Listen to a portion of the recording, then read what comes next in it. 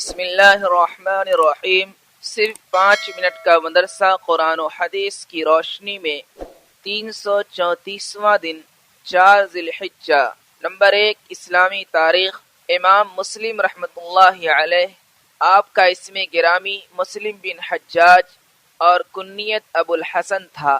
آپ کا اسم گرامی مسلم بن حجاج اور کنیت ابو الحسن تھی۔ آپ کی ولادت باسعادت سن 204 ہجری میں عرب کے مشہور قبیلہ بنو قشیر میں ہوئی۔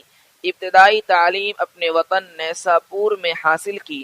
جب کچھ بڑے ہوئے تو علم کے لیے دوسرے ممالک مکہ، کوفہ، عراق، مصر وغیرہ کا سفر شروع کیا اور وہاں جا کر بڑے بڑے محدثین کی مجلسوں میں شرکت کی اور اپنی علمی پیاس بجھانے لگے، یہاں تک کہ لوگ آپ کو وقت کی چند جلیل القدر ہستیوں میں شمار کرنے لگے۔ آپ نے الگ الگ فن میں کئی کتابیں لکھی ہیں، جن میں سے حدیث شریف کی ایک کتاب صحیح مسلم ہے، جس کو شروع دن سے وہ مقام و مرتبہ اور قبولیت حاصل ہوئی، اس کا شمار کتب ستہ کی صحیح ترین کتابوں میں ہونے لگا۔ رہتی دنیا تک کے تمام انسانوں بالخصوص مسلمانوں کے لیے یہ کتاب عظیم الشان تحفہ ہے، جو اپنی حسن ترتیب میں بے مثال اور صحت میں لاجواب ہے۔ اس میں تقریباً 4000 حدیثیں ہیں، جس کو امام مسلم نے 3 لاکھ حدیثوں میں سے چھان کر لکھا ہے۔ 25 رجب المرجب اتوار کے دن سن 261 ہجری میں اپنے وطن نیساپور میں انتقال فرمایا۔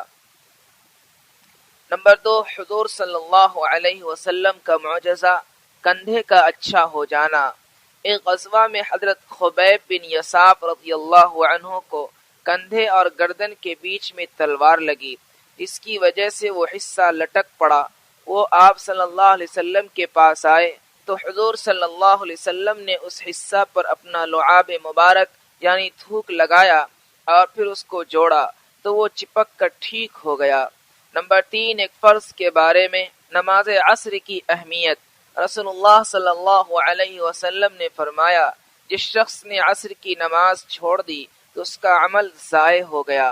فائدہ، دن اور رات میں تمام مسلمانوں پر 5 نمازوں کو ادا کرنا تو فرض ہے ہی، لیکن خاص طور سے عصر کی نماز چھوڑنے والوں کے حق میں رسول اللہ صلی اللہ علیہ وسلم کا وعید بیان فرمانا اس کی اہمیت کو اور بڑھا دیتا ہے۔ نمبر 4، ایک سنت کے بارے میں، اسم اعظم کے ساتھ دعا کرنا۔ حضرت عائشہ صدیقہ رضی اللہ عنہا فرماتی ہیں، میں نے رسول اللہ صلی اللہ علیہ وسلم سے سنا کہ آپ صلی اللہ علیہ وسلم نے فرمایا، جب ان کلمات یعنی اسم اعظم اللہم انی اسألک باسم الطاہر الطیب المبارک الاحب الیک سے دعا کی جاتی ہے تو قبول ہوتی ہے۔ جب سوال کیا جاتا ہے تو عطا کیا جاتا ہے، جب رحم کی دعا کی جاتی ہے تو رحم کیا جاتا ہے، جب مصیبت سے نجات مانگی جاتی ہے تو نجات حاصل ہوتی ہے۔ نمبر 5، ایک اہم عمل کی فضیلت، راستے سے تکلیف دہ چیز کو ہٹانا۔ رسول اللہ صلی اللہ علیہ وسلم نے فرمایا، ایک آدمی کا انتقال ہو گیا، اس نے کوئی نیکی نہیں کی تھی، ہاں صرف اس نے راستے سے کانٹے کی ٹہنی اٹھا کر پھینکی تھی، یا راستے پر کوئی درخت تھا جسے اس نے کاٹ ڈالا تھا اور اسے کنارے ڈال دیا تھا، اللہ تعالیٰ نے اسے اس کے بدلے میں جنت میں داخل کر دیا۔ نمبر 6، ایک گناہ کے بارے میں، کفر و نافرمانی کی سزا۔ قرآن میں اللہ تعالیٰ فرماتا ہے، جو شخص منہ موڑے گا اور کفر کرے گا تو اللہ تعالیٰ اس کو بڑا عذاب دے گا، پھر ان کو ہمارے پاس آنا ہے، پھر ہمارے ذمے ان کا حساب لینا ہے۔ نمبر 7، دنیا کے بارے میں، کافروں کے مال سے تعجب نہ کرنا۔ قرآن میں اللہ تعالیٰ فرماتا ہے، تم ان کافروں کے مال اور اولاد سے تعجب میں مت پڑنا، کیونکہ اللہ تعالیٰ دنیا ہی کی زندگی میں ان کافروں کو عذاب میں مبتلا کرنا چاہتا ہے، اور جب ان کی جان نکلے گی تو کفر کی حالت میں مریں گے۔ خلاصہ، کافروں کو جو مال و اولاد دی جاتی ہے، ان کی زیادتی سے کسی کو تعجب نہیں ہونا چاہیے، کیونکہ انہیں اللہ تعالیٰ ان چیزوں کے ذریعے ان کی نافرمانی اور بغاوت کی وجہ سے عذاب دینا چاہتا ہے۔